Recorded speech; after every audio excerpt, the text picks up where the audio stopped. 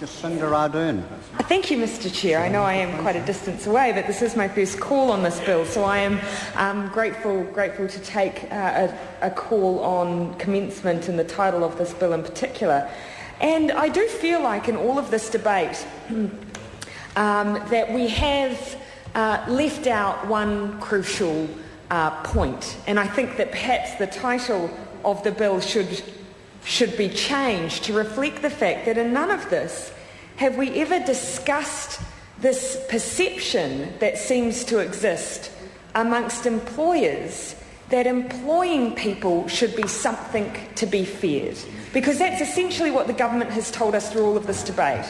That the young, that some particular groups in our society are less likely to be given a chance by an employer because they fear it.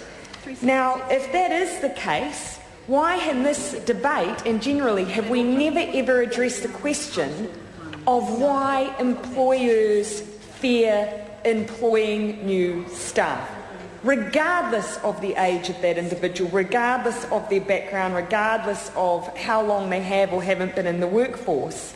So I almost think that this bill should be renamed the Missing the Point or Avoiding the Real Issue bill, because nowhere have we discussed why that fear exists and what the best solution is for it. Because currently I believe the government has absolutely copped out by bowing to a perception that our employment laws are something to be feared and simply stripping them away for the first 90 days. That is their solution. Bowing to the perception and stripping them away, rather than asking whether or not that fear is based on perception or reality. Now, why do I come back to this question, and why do I therefore think this bill should be renamed the Missing the Point or Dodging the Real Issue? I spent several years working in the UK in an organisation called the Better Regulation Executive, and this was an issue that we tackled. That I'd love to talk to the member Tohenade about this, but I see he's engaged on his cell phone in the House currently, Mr. Chair, and is therefore not engaged in the debate, which is a disappointment. I believe that may be against standing orders. But again, no. Point of order, the Honourable Chair. My friend and colleague Tohenare appears to be taking a phone call in the House on a cell phone, Mr. That's been ruled out on a number of occasions. Thank you, Mr. Chairman. Thank you. If the member is on a call, I'd ask him to go into the lobby. No comment.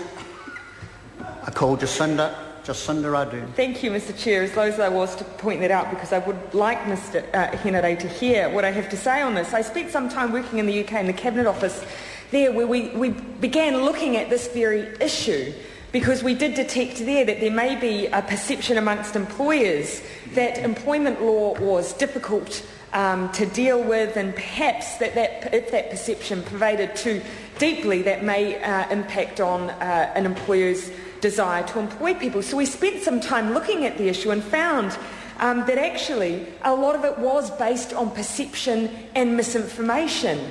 And I would like to have seen the government spend more time looking at that issue. So which again why I come back to the fact that I don't believe the title truly reflects what the government has done here adequately.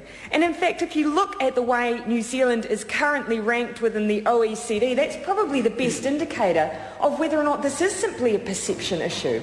Because New Zealand is currently ranked third in the world for ease of doing business. And amongst that mix is employment flexibility.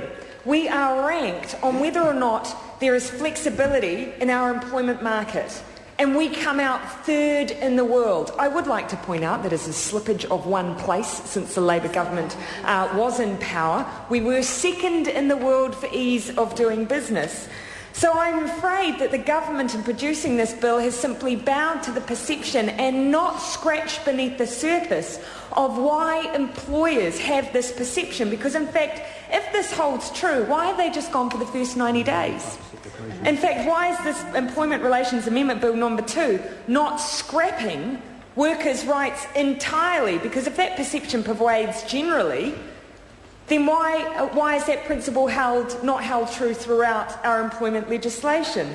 So again, I think that this bill should be renamed the Employment Relations Cop-Out Bill, because the government has avoided the real issue here, and instead it has simply turned to a legislative solution for an issue that it has not dug beneath the surface of, and that is incredibly disappointing, because it leaves workers as a consequence unnecessarily without rights for the first 90 days of employment. And as we have continually maintained, Mr. Chair. Paul Quinn.